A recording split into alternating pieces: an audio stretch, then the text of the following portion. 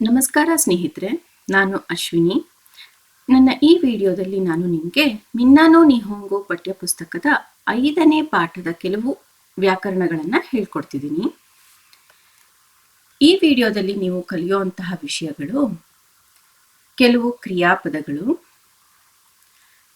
N A ಇಕಿಮಸ್, ಕಿಮಸ್, ಕಾಯರಿಮಸ್, ಸಮಯಕ್ಕೆ ಸಂಬಂಧಿಸಿದ ಪದಗಳು, ಸಾರಿಗೆ ಸಾಧನಗಳು ಹಾಗೂ ಎನ್ ದೆ ಇಕಿಮಸ್, ಕಿಮಸ್, ಕಾಯರಿಮಸ್ ಅನ್ನೋ ವಾಕ್ಯದ ರಚನೆ. ಮೊದಲಿಗೆ ಕ್ರಿಯಾಪದಗಳನ್ನು ಕಲಿಯೋಣ. ನಾನು ನಿಮ್ಗೀಗಾಗಲೇ ಕ್ರಿಯಾಪದಗಳು ಹೇಗಿರುತ್ತೆ ಅನ್ನೋದನ್ನ ಹಿಂದಿನ ವಿಡಿಯೋದಲ್ಲಿ ಹೇಳ್ಕೊಟ್ಟಿದ್ದೀನಲ್ವಾ. ಈ ವಿಡಿಯೋದಲ್ಲಿ ನಾವು ಕಲಿಯುವಂತಹದ್ದು ಚಲನೆಗೆ ಸಂಬಂಧಿಸಿದ ಕ್ರಿಯಾಪದಗಳು. ಇಲ್ಲಿ 3 ಕ್ರಿಯಾಪದಗಳು ಬರುತ್ತೆ. ನಿಮ್ಗೀಗಾಗಲೇ ಗೊತ್ತಿರೋ ಹಾಗೆ ಜಪಾನಿ ಭಾಷೆಯಲ್ಲಿ 2 ಕಾಲಗಳಿವೆ: ವರ್ತಮಾನ ಕಾಲ ಹಾಗೂ ಭವಿಷ್ಯಕಾಲ, ಭೂತಕಾಲ. ಹಾಗೂ 4 ರೂಪಗಳಲ್ಲಿ ನಾವು ಒಂದು ಕ್ರಿಯಾಪದವನ್ನ ಬರಿಬೇಕು: ಮಸ್, ಮಸೇನ್, ಮಷ್ಟ, ಮಸೇನ್ ದೆಷ್ಟ. ಮೊದಲನೇ ಕ್ರಿಯಾಪದ ಇಕಿಮಸ್. ಇಕಿಮಸ್ ಇದು 1 ಅಂತ ಬರೆದಿದ್ದೀನಲ್ಲ ಇಲ್ಲಿ, ಅದು ಅಂದ್ರೆ 1ನೇ ಗುಂಪಿಗೆ ಸೇರಿದ ಕ್ರಿಯಾಪದ ಅಂತ. ಇದರ ಅರ್ಥ ಹೋಗುತ್ತೇನೆ. ಇಕಿಮಸೇನ್. ಇಕಿಮಸೇನ್ ಅಂದ್ರೆ ಹೋಗುವುದಿಲ್ಲ. ಇಕಿಮಷ್ಟ. ಇಕಿಮಷ್ಟ ಹೋದೆ. ಇಕಿಮಸೇನ್ ದೆಷ್ಟ. ಇಕಿಮಸೇನ್ ದೆಷ್ಟ ಹೋಗಲಿಲ್ಲ. ಎರಡನೇ ಕ್ರಿಯಾಪದ ಕಿಮಸ್. ಕಿಮಸ್ ಇದು 3ನೇ ಗುಂಪಿಗೆ ಸೇರಿದಂತಹ ಕ್ರಿಯಾಪದ. ಬರುತ್ತೇನೆ ಅಂತ ಇದರ ಅರ್ಥ. ಕಿಮಸೇನ್. ಕಿಮಸೇನ್ ಅಂದ್ರೆ ಬರುವುದಿಲ್ಲ. ಕಿಮಷ್ಟ. ಕಿಮಷ್ಟ ಅಂದ್ರೆ ಬಂದೆ. ಕಿಮಸೇನ್ ದೆಷ್ಟ. ಕಿಮಸೇನ್ ದೆಷ್ಟ ಬರಲಿಲ್ಲ. ಮುಂದಿಂದು ಕಾಯರಿಮಸ್. ಕಾಯರಿಮಸ್ ಇದು 1ನೇ ಗುಂಪಿಗೆ ಸೇರಿದಂತಹ ಕ್ರಿಯಾಪದ. ಹಿಂತಿರುಗುತ್ತೇನೆ. ಕಾಯರಿಮಸೇನ್. ಕಾಯರಿಮಸೇನ್ ಹಿಂದಿರುಗುವುದಿಲ್ಲ. ಕಾಯರಿಮಷ್ಟ. ಕಾಯರಿಮಷ್ಟ ಹಿಂದಿರುಗಿದೆ. ಕಾಯರಿಮಸೇನ್ ದೆಷ್ಟ.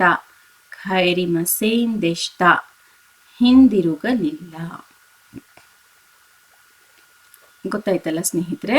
ನೀವು ಕ್ರಿಯಾಪದದ ಜೊತೆಗೆ ಅದರ ಗುಂಪನ್ನು ಕೂಡ ನೆನಪಿನಲ್ಲಿ ಇಟ್ಕೋಬೇಕು. ಈಗ N1 ವಾ, N2 ಎ ಅಥವಾ ನೀ, ಇಕಿಮಸ್, ಕಿಮಸ್, ಕಾಯರಿಮಸ್ ಅನ್ನೋ ವಾಕ್ಯದನ್ನ ರಚನೆ ಮಾಡೋಣ. ಇಲ್ಲಿ N1 ಅಂದ್ರೆ ಒಂದು ವ್ಯಕ್ತಿ, N2 ಒಂದು ಜಾಗದ ಹೆಸರು. ಇಲ್ಲಿ ನಾವು ಬಳಸುವಂತಹ ಪಾರ್ಟಿಕಲ್ ಎ ಅಥವಾ ನೀ. ಇಲ್ಲಿ ಹಿರಗಾನ ಹೇ ಬರ್ದಿದ್ದೀನಿ, ಆದ್ರೆ ಇದನ್ನ ಪಾರ್ಟಿಕಲ್ ಆಗಿ ಎ ಅಂತ ಉಚ್ಚರಿಸಬೇಕು. ಎ ಅಥವಾ ನೀ. ಇಕಿಮಸ್, ಕಿಮಸ್, ಕಾಯರಿಮಸ್ ಇದರಲ್ಲಿ ಯಾವುದಾದ್ರೂ ಒಂದು ಸಂದರ್ಭಕ್ಕೆ ತಕ್ಕಂತೆ ಬಳಸಬೇಕು. ಈ ಪಾರ್ಟಿಕಲ್ ಎ ಅಥವಾ ನೀ ಏನೇನು ಸೂಚಿಸುತ್ತೆ? ಇದು ಗಮ್ಯ ಸ್ಥಾನವನ್ನು ಸೂಚಿಸುತ್ತೆ. ಅಂದ್ರೆ ನೀವು ಯಾವ ಸ್ಥಾನಕ್ಕೆ ಹೋಗ್ತಿದ್ದೀರಾ, ಯಾವ ಸ್ಥಾನಕ್ಕೆ ಬಂದ್ರಿ ಅಥವಾ ಯಾವ ಸ್ಥಾನಕ್ಕೆ ಹಿಂದಿರುಗ್ತಿದ್ದೀರಾ, ಆ ಜಾಗ ಯಾವುದು ಅನ್ನೋದನ್ನ ಸೂಚಿಸುತ್ತೆ. ಇಲ್ಲಿ ನಾವು ಏನು ಹೇಳಕ್ ಬಯಸ್ತಿದ್ದೀವಿ? N1 ನಲ್ಲಿರುವಂತಹ ವ್ಯಕ್ತಿ N2 ನಲ್ಲಿರುವಂತಹ ಜಾಗಕ್ಕೆ ಹೋಗ್ತಾನೆ, ಬರ್ತಾನೆ ಅಥವಾ ಹಿಂದಿರುಗುತ್ತಾನೆ. ಗೊತ್ತಾಯ್ತಲ್ಲ ಸ್ನೇಹಿತರೆ? ಗಕ್ಕೋ ಎ ಇಕಿಮಸ್. ಗಕ್ಕೋ ಎ ಇಕಿಮಸ್ ಅಂದರೆ ಶಾಲೆಗೆ ಹೋಗುತ್ತೇನೆ. ಮಿನ್ನಾನು ನಿಹೋಂಗೋ ಪಠ್ಯ ಪುಸ್ತಕದಲ್ಲಿ ಎ ಅನ್ನೋ ಪಾರ್ಟಿಕಲ್ ಅನ್ನ ಬಳಸ್ತಾರೆ. ಹಾಗಾಗಿ ನಾನು ಅದೇ ಪಾರ್ಟಿಕಲ್ ಅನ್ನ ಬಳಸ್ತಿದ್ದೀನಿ. ನೀವು ನೀ ಅನ್ನೋದನ್ನು ಕೂಡ ಬಳಸಬಹುದು. ಗಕ್ಕೋ ಎ ಇಕಿಮಸ್ ಇದು ಎಂಟು. ಗಕ್ಕೋ ಅನ್ನೋದು ಎಂಟು ಜಾಗದ ಹೆಸರು ಹಾಗೂ ಎ ಪಾರ್ಟಿಕಲ್ ಇಕಿಮಸ್ ಶಾಲೆಗೆ ಹೋಗುತ್ತೇನೆ. ನಿಹೋನ್ ಎ ಕಿಮಶ್ತಾ. ನಿಹೋನ್ ಎ ಕಿಮಶ್ತಾ ಅಂದರೆ ಜಪಾನಿಗೆ ಬಂದೆ. ಉಚಿ ಎ ಕಾಯರಿಮಸ್. ಉಚಿ ಎ ಕಾಯರಿಮಸ್ ಅಂದರೆ ಮನೆಗೆ ಹಿಂದಿರುಗಿದೆ. ಮನೆಗೆ ಹಿಂದಿರುಗುವೆ. ಸ್ನೇಹಿತರೆ, ಇಕಿಮಸ್ ಹಾಗೂ ಕಿಮಸ್ ಅನ್ನೋದನ್ನ ಯಾವ ಸಂದರ್ಭದಲ್ಲಿ ಬಳಸೋದು ಅನ್ನೋದನ್ನ ನಾನು ನಿಮ್ಗೆ ಇಲ್ಲಿ ಹೇಳ್ಕೊಡ್ತಿದ್ದೀನಿ. ಇಲ್ಲಿ ಉದಾಹರಣೆಗೆ ಒಂದು ಶಾಲೆ ಇದೆ. ಈ ಹುಡುಗ ಶಾಲೆಗೆ ಹೋಗಬೇಕು. ಹೋಗುವಾಗ ಇವನೇನಂತ ಹೇಳ್ತಾನೆ, ವಾತಾಶಿ ವಾ ಗಕ್ಕೋ ಎ ಇಕಿಮಸ್.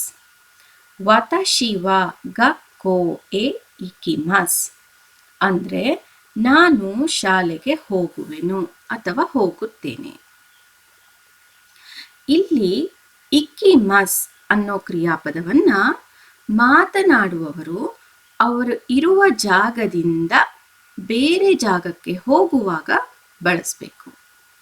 ಮಾತನಾಡುವವರು ತಾವಿರುವ ಜಾಗದಿಂದ ಬೇರೆ ಜಾಗಕ್ಕೆ ಹೋಗುವಾಗ ಇಕಿಮಸ್ ಅನ್ನೋದನ್ನ ಬಳಸಬೇಕು.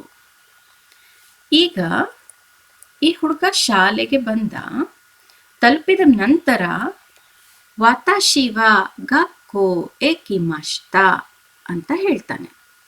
ವಾತಾಶಿ ವಾ ಗಕ್ಕೋ ಎ ಕಿಮಶ್ತಾ ಅಂದ್ರೆ ನಾನು ಶಾಲೆಗೆ ಬಂದೆ. ಗೊತ್ತಾಯ್ತಲ್ಲ ಸ್ನೇಹಿತರೆ? ಈಗ ಈ ಶಾಲೆ ಹತ್ರ ಈ ಹುಡುಗಿ ಇದ್ದಾಳೆ. ಈ ಹುಡುಗ ಶಾಲೆಗೆ ಬರ್ತಿದ್ದಾನೆ. ಈಗ ಈ ಹುಡುಗಿ ಹೇಳ್ತಿದ್ದಾಳೆ ಇವನು ಶಾಲೆಗೆ ಬರ್ತಾನೆ ಅಂತ. ಈ ಸಂದರ್ಭದಲ್ಲಿ ಮಾತನಾಡುವವರು ಈ ಹುಡುಗಿ. ಹಾಗಾಗಿ ಈ ಹುಡುಗಿ ಹತ್ತಿರ ಬೇರೆಯವರು ಬರ್ತಿದ್ದಾರೆ ಅಂದಾಗ ನಾವು ಬಳಸಬೇಕಾಗಿರುವಂತಹ ಕ್ರಿಯಾಪದ ಕಿಮಸ್. ಹುಡುಗಿ ಕಿಮಸ್ ಅನ್ನೋ ಕ್ರಿಯಾಪದವನ್ನು ಬಳಸಿ ವಾಕ್ಯವನ್ನ ಹೇಳ್ತಾಳೆ. ಅದು ಏನಂದ್ರೆ ತೊಮೊದಾಚಿ ವಾ ಗಕ್ಕೋ ಎ ಕಿಮಸ್. ತೊಮೊದಾಚಿ ವಾ ಗಕ್ಕೋ ಎ ಕಿಮಸ್ ಅಂದ್ರೆ ಸ್ನೇಹಿತ ಶಾಲೆಗೆ ಬರುವನು. ಅರ್ಥ ಮಾಡ್ಕೊಳ್ಳಿ ಸ್ನೇಹಿತರೆ, ಮಾತನಾಡುವವರ ಹತ್ತಿರ ಬೇರೆ ಯಾರೋ ಬರ್ತಿದ್ದಾರೆ ಅನ್ನುವಾಗ ಕಿಮಸ್ ಅನ್ನೋದನ್ನ ಬಳಸಬೇಕು. ಈ ಸಂದರ್ಭದಲ್ಲಿ ಹುಡುಗ ಹೇಳುವಂತಹ ವಾಕ್ಯ ವಾತಾಶಿ ವಾ ಗಕ್ಕೋ ಎ ಇಕಿಮಸ್. ವಾತಾಶಿ ವಾ ಗಕ್ಕೋ ಎ ಇಕಿಮಸ್ ನಾನು ಶಾಲೆಗೆ ಹೋಗುವೆನು. ಇವನಿರೋ ಜಾಗದಿಂದ ದೂರ ಹೋಗ್ತಿದ್ದಾನೆ, ಹಾಗಾಗಿ ಇಕಿಮಸ್. ಇವಳು ಇರೋ ಜಾಗಕ್ಕೆ ಯಾರೋ ಬರ್ತಿದ್ದಾರೆ, ಹಾಗಾಗಿ ಕಿಮಸ್. ಖಾಯರಿಮಸ್. ಈಗ ಶಾಲೆ ಹತ್ರ ಈ ಹುಡುಗಿ ಇದ್ದಾಳೆ. ಇವಳು ಮನೆಗೆ ಹಿಂದಿರುಗ್ತಾಳೆ. ಶಾಲೆ ಹತ್ರ ಈ ಹುಡುಗಿ ಹೇಳುವಂತಹ ವಾಕ್ಯ ವಾತಾಶಿ ವಾ ಉಚಿ ಎ ಖಾಯರಿಮಸ್. ವಾತಾಶಿ ವಾ ಉಚಿ ಎ ಖಾಯರಿಮಸ್ ಅಂದ್ರೆ ನಾನು ಮನೆಗೆ ಹಿಂದಿರುಗುವೆನು. ಮನೆಗೆ ಹಿಂದಿರುಗಿದ ನಂತರ ಮಾಡುವ ವಾಕ್ಯ ವಾತಾಶಿ ವಾ ಉಚಿ ಎ ಖಾಯರಿಮಶ್ತಾ. ವಾತಾಶಿ ವಾ ಉಚಿ ಎ ಖಾಯರಿಮಶ್ತಾ ನಾನು ಮನೆಗೆ ಹಿಂದಿರುಗಿದೆ. ಸ್ನೇಹಿತರೆ, ಇಕಿಮಸ್, ಕಿಮಸ್, ಖಾಯರಿಮಸ್ ಅನ್ನೋದನ್ನ ಯಾವ ಸಂದರ್ಭದಲ್ಲಿ ಬಳಸಬೇಕು ಅಂತ ಗೊತ್ತಾಯ್ತಲ್ಲ. ಖೈರಿಮಸ್ ಅನ್ನೋ ಕ್ರಿಯಾಪದವನ್ನ ಮನೆಗೆ ಹಿಂದಿರುಗೋದು ಅಥವಾ ನಮ್ಮ ದೇಶಕ್ಕೆ ನಾವು ಹಿಂದಿರುಗುವುದು ಈ ಸಂದರ್ಭದಲ್ಲಿ ಬಳಸಬೇಕು. ನೀವು ಎಲ್ಲೇ ಹೋಗಿರಲಿ, ಕೆಲಸಕ್ಕೆ ಹೋಗಿರಲಿ ಅಥವಾ ಸ್ನೇಹಿತರ ಮನೆಗೆ ಹೋಗಿರಲಿ, ಬೇರೆ ಒಂದು ಊರಿಗೆ ಹೋಗಿರಲಿ, ಎಲ್ಲಿಂದನಾದರೂ ಮನೆಗೆ ವಾಪಸ್ ಬರೋದನ್ನ ಖೈರಿಮಸ್ ಅಂತ ಹೇಳಬೇಕು. ಗೊತ್ತಾಯ್ತಲ್ಲ? ಈಗ ಇನ್ನಷ್ಟು ಉದಾಹರಣೆಗಳನ್ನು ನೋಡೋಣ.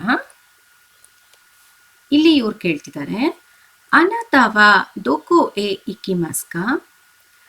ಅನಾತಾವಾ ದೋಕೋ ಎ ಇಕಿಮಾಸ್ಕಾ ಅಂದ್ರೆ ನೀವು ಎಲ್ಲಿಗೆ ಹೋಗುವಿರಿ? ಅದಕ್ಕೆ ಉತ್ತರಿಸ್ತಾ ಇವರು, ವಾತಾಶಿ ವಾ ರೆಸುತೋರಾನ್ ಎ ಇಕಿಮಾಸ್. ವಾತಾಶಿ ವಾ ರೆಸುತೋರಾನ್ ಎ ಇಕಿಮಾಸ್ ಅಂತ ಹೇಳ್ತಿದ್ದಾರೆ. ರೆಸುತೋರಾನ್ ಅಂದ್ರೆ ರೆಸ್ಟೋರೆಂಟ್. ಇವ್ರೇನ್ ಹೇಳ್ತಿದ್ದಾರೆ, ನಾನು ರೆಸ್ಟೋರೆಂಟ್ಗೆ ಹೋಗುವೆನು.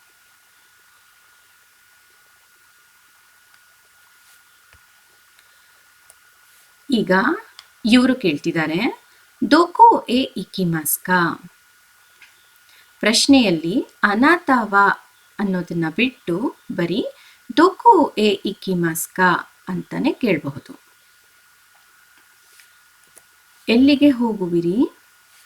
ಅದಕ್ಕೆ ಉತ್ತರಿಸ್ತಾ ಇಂದೋ ಎ ಇಕಿಮಾಸ್.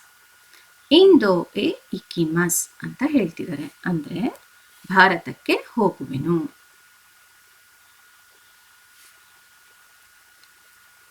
ಈಗ ಇನ್ನಷ್ಟು ಉದಾಹರಣೆ ನೋಡೋಣ. ಈ ಹುಡುಗಿ ಹೇಳ್ತಿದ್ದಾಳೆ, ವಾತಾಶಿ ವಾ ಯುಬಿಂಕ್ಯೋಕು ಎ ಇಕಿಮಾಸ್ತಾ. ವಾತಾಶಿ ವಾ ಯುಬಿಂಕ್ಯೋಕು ಎ ಇಕಿಮಾಸ್ತಾ. ನಾನು ಅಂಚೆ ಕಚೇರಿಗೆ ಹೋಗಿದ್ದೆ. ಇದು ಭೂತಕಾಲದಲ್ಲಿದೆ. ಇಕಿಮಾಸ್ತಾ ಅಂದ್ರೆ ಹೋಗಿದ್ದೆ. ಈಗ ಇವ್ರು ಹೇಳ್ತಿದ್ದಾರೆ, ವಾತಾಶಿ ವಾ ಕುನಿ ಎ ಖೈರಿಮಸೇನ್. ವಾತಾಶಿ ವಾ ಕುನಿ ಎ ಖೈರಿಮಸೇನ್. ನಾನು ನನ್ನ ದೇಶಕ್ಕೆ ಹಿಂದಿರುಗುವುದಿಲ್ಲ. ಖೈರಿಮಸೇನ್ ಅಂದ್ರೆ ಹಿಂದಿರುಗುವುದಿಲ್ಲ. ನಮ್ಮ ದೇಶದ ಬಗ್ಗೆ ಹೇಳುವಾಗ ನಾವು ಓ ಅನ್ನೋದನ್ನ ಬಳಸದೆ ಬರೀ ಕುನಿ ಅಂತ ಹೇಳಬೇಕು. ಹಾಗಾಗಿ ಇಲ್ಲಿ ಕುನಿ ಎ ಖೈರಿಮಸೇನ್, ನನ್ನ ದೇಶಕ್ಕೆ ಹಿಂದಿರುಗುವುದಿಲ್ಲ. ಸ್ನೇಹಿತರೆ, ಈಗ ಸಮಯಕ್ಕೆ ಸಂಬಂಧಿಸಿದ ಪದಗಳನ್ನು ಕಲಿಯೋಣ. ಹಿಂದಿನ ವಿಡಿಯೋಗಳಲ್ಲಿ ನಾನು ನಿಮಗೆ ದಿನಕ್ಕೆ ಸಂಬಂಧಿಸಿದ ಪದಗಳನ್ನು ಹೇಳ್ಕೊಟ್ಟಿದ್ದೆ. ನೆನಪಿದೆಯಾ? ಇಂದು, ನಾಳೆ, ನಾಡಿದ್ದು, ನಿನ್ನೆ, ಮೊನ್ನೆ ಇವುಗಳನ್ನು ಹೇಗೆ ಜಪಾನಿ ಭಾಷೆಯಲ್ಲಿ ಹೇಳೋದು ಅನ್ನೋದನ್ನ ಹೇಳ್ಕೊಟ್ಟಿದ್ದೆ. ಅದೇ ರೀತಿ ಈಗ ನಾವು ವಾರಕ್ಕೆ, ತಿಂಗಳಿಗೆ ಹಾಗೂ ವರ್ಷಕ್ಕೆ ಸಂಬಂಧಿಸಿದ ಪದಗಳನ್ನು ಕಲ್ತ್ಕೊಳ್ಳೋಣ. ಮೊದಲಿಗೆ ವಾರಕ್ಕೆ ಸಂಬಂಧಿಸಿದ ಪದಗಳು. ಈ ವಾರ ಅಂದ್ರೆ ಕೋನ್ಶು. ಕೋನ್ಶು, ಶೂ ಅಂದ್ರೆ ವಾರ, ಕೋನ್ ಅಂದ್ರೆ ಈಗ, ಈ ಅಂತ ಅರ್ಥ. ಈ ವಾರ ಅನ್ನೋದಕ್ಕೆ ಕೋನ್ಶು. ಮುಂದಿನ ವಾರ ರಾಯ್ಶು. ರಾಯ್ಶು. ಮುಂದಿನ ವಾರದ ನಂತರದ ವಾರ ಸರಾಯ್ಶು. ಸರಾಯ್ಶು. ಕಳೆದ ವಾರ ಸೆನ್ಶು. ಸೆನ್ಶು. ಕಳೆದ ವಾರದ ಹಿಂದಿನ ವಾರ ಸೆನ್ಸೆನ್ಶು. ಸೆನ್ಸೆನ್ಶು. ಗೊತ್ತಾಯ್ತಲ್ಲ ಸ್ನೇಹಿತರೆ? ಅದೇ ರೀತಿ ಈಗ ತಿಂಗಳಿಗೆ ಸಂಬಂಧಿಸಿದ ಪದಗಳನ್ನು ಕಲ್ತ್ಕೊಳ್ಳೋಣ. ಈ ತಿಂಗಳು. ಈ ತಿಂಗಳು ಅನ್ನೋದಕ್ಕೆ ಕೊಂಗೆಟ್ಸು. ಕೊಂಗೆಟ್ಸು ಅಂತ ಹೇಳಬೇಕು. ಗೆಟ್ಸು ಅಂದ್ರೇನು ತಿಂಗಳು ಅಂತ, ಕೋನ್ ಅಂದ್ರೆ ಈ ತಿಂಗಳು. ಮುಂದಿನ ತಿಂಗಳು. ಮುಂದಿನ ತಿಂಗಳು. ರಾಯ್ಗೆಟ್ಸು, ರಾಯ್ಗೆಟ್ಸು. ರಾಯ್ ಅಂದರೆ ಮುಂದಿನದು, ಗೆಟ್ಸು ಅಂದರೆ ತಿಂಗಳು. ರಾಯ್ಗೆಟ್ಸು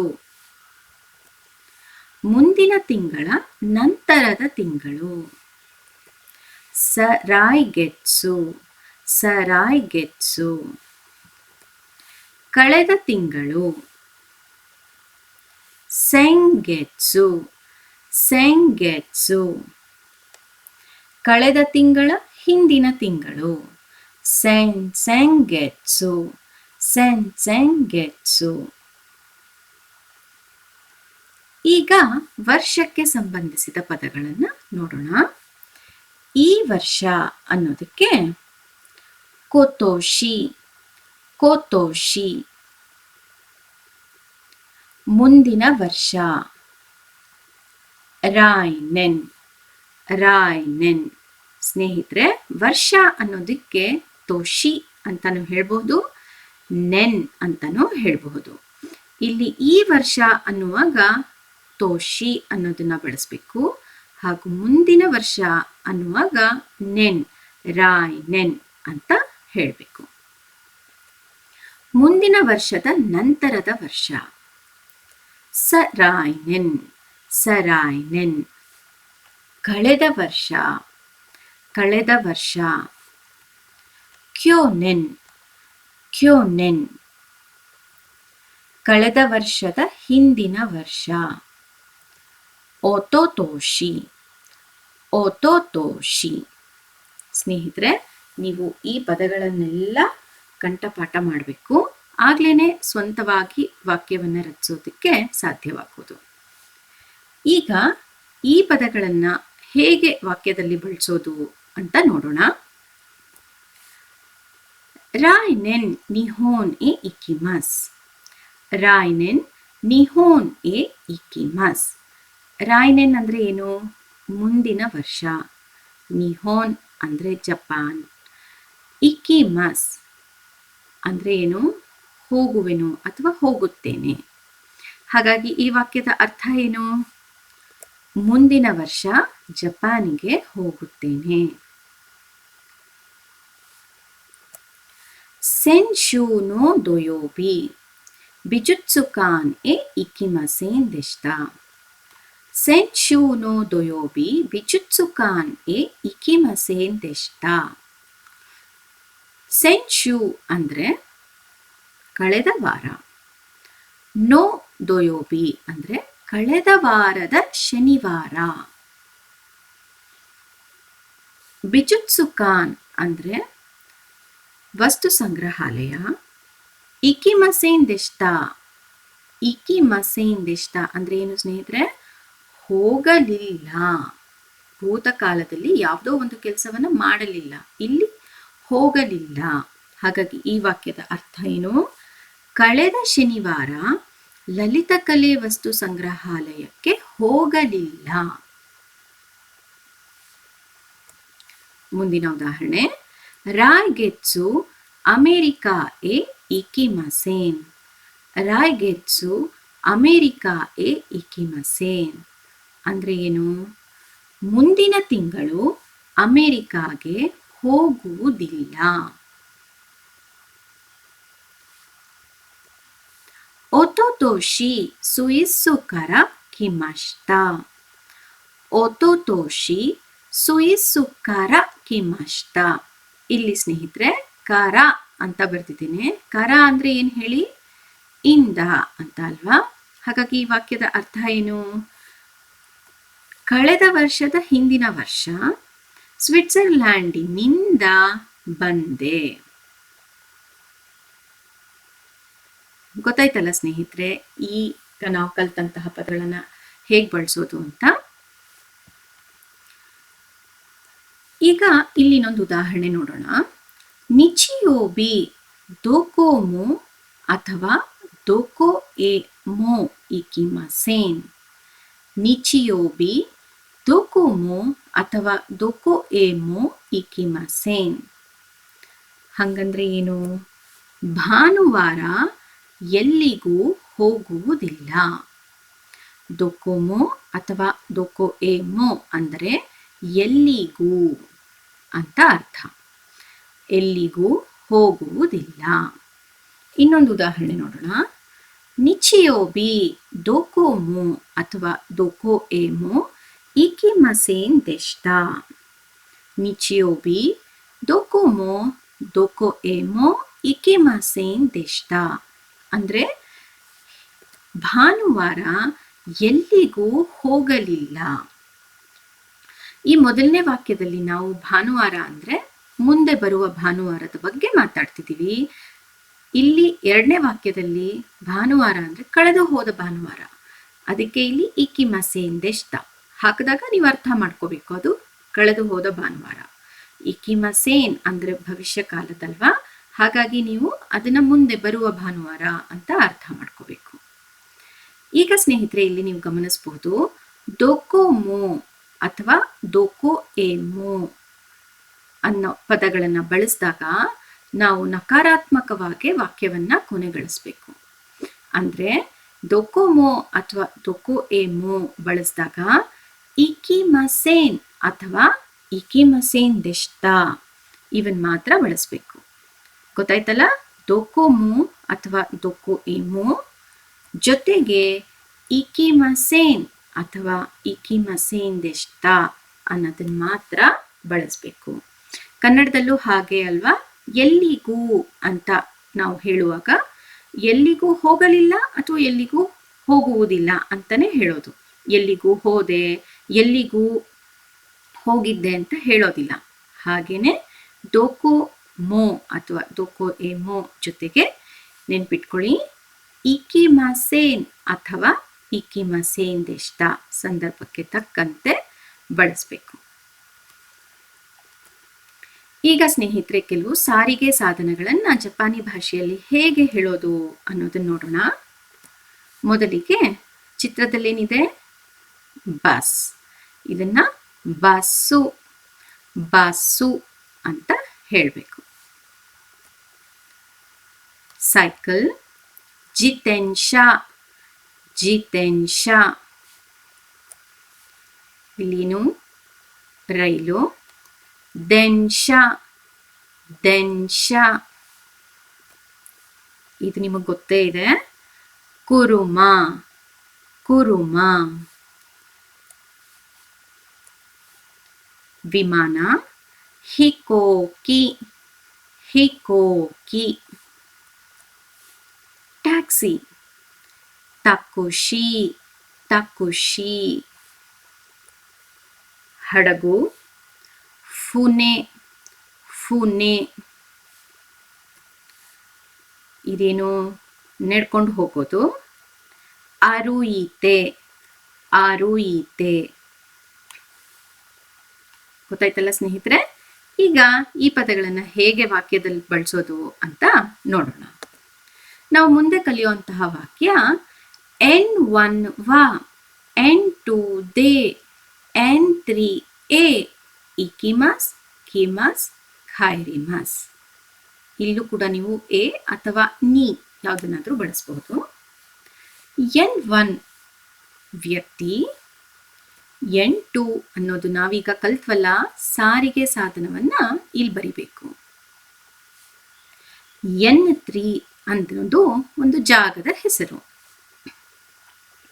ಇಲ್ಲಿ ಸ್ನೇಹಿತರೆ ದೇ ಅನ್ನೋ ಪಾರ್ಟಿಕಲ್ನ ಬಳಸ್ತಿದ್ದೀವಿ. ದೇ ಅನ್ನೋ ಪಾರ್ಟಿಕಲ್ ಇದು ಏನನ್ನು ಸೂಚಿಸುತ್ತೆ?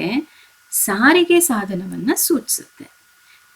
ಅಂದ್ರೆ N1 ಅಲ್ಲಿರುವಂತಹ ವ್ಯಕ್ತಿ N2 ನಲ್ಲಿರುವಂತಹ ಸಾರಿಗೆ ಸಾಧನವನ್ನ ಬಳಸ್ಕೊಂಡು N3 ನಲ್ಲಿರೋ ಜಾಗಕ್ಕೆ ಹೋಗ್ತಾನೆ, ಬರ್ತಾನೆ, ಹಿಂದಿರುಗ್ತಾನೆ ಸಂದರ್ಭಕ್ಕೆ ತಕ್ಕಂತೆ. ಗೊತ್ತಾಯ್ತಲ್ಲ? ಉದಾಹರಣೆ ನೋಡಿ ಸ್ನೇಹಿತರೆ. ಇಲ್ಲಿ ತನಕ-ಸಾನ್ ವಾ ದೆನ್ಶಾ ದೆ ಗಿಂಕೋ ಎ ಇಕಿಮಸ್. ತನಕ-ಸಾನ್ ವಾ ದೆನ್ಶಾ ದೆ ಗಿಂಕೋ ಎ ಇಕಿಮಸ್. N1 ತನಕ-ಸಾನ್, N2 ದೆನ್ಶಾ, N3 ಗಿಂಕೋ.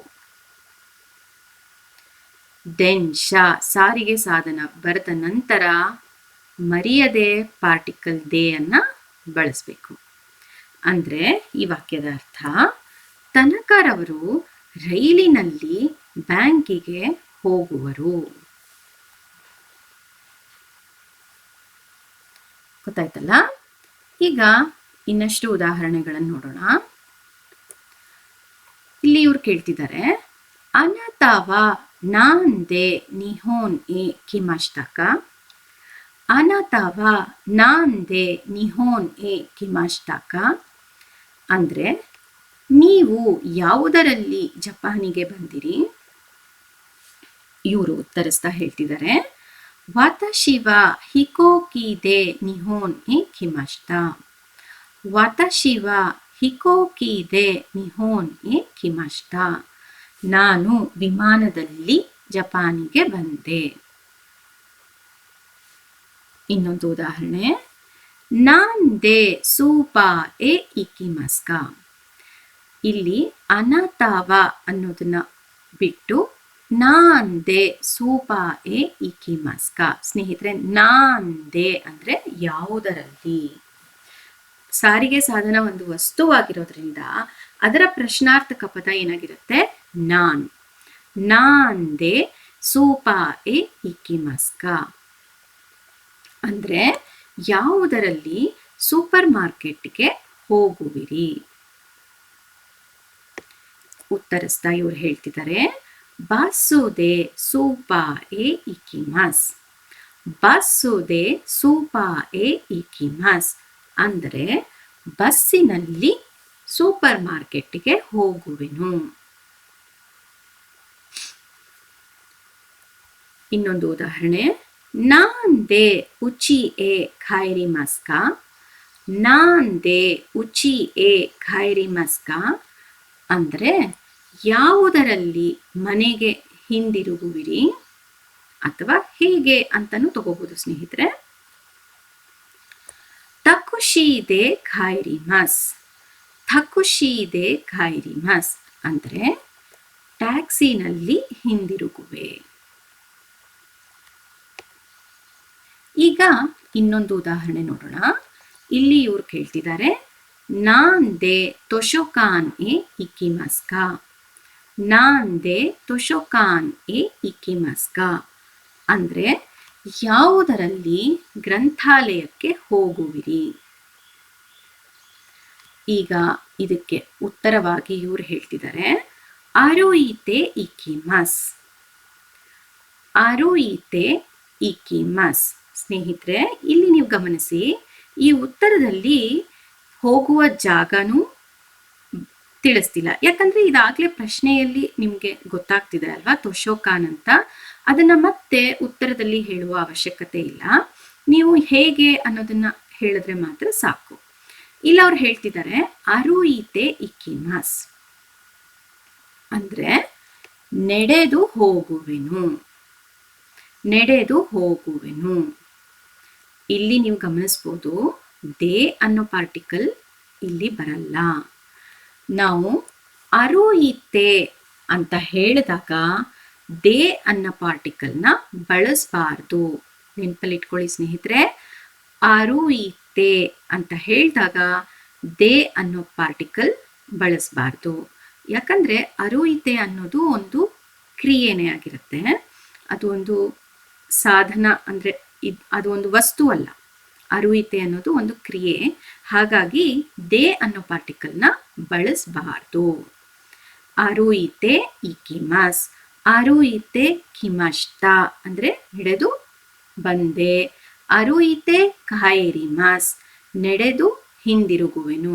ಏನಾದ್ರೂ ಹೇಳ್ಬೋದು, ಆದ್ರೆ ದೇ ಅನ್ನೋ ಪಾರ್ಟಿಕಲ್ ಮಾತ್ರ ಬಳಸಬಾರ್ದು. ಇದನ್ನ ನೆನಪಲ್ಲಿಟ್ಕೊಳ್ಳಿ ಸ್ನೇಹಿತರೆ.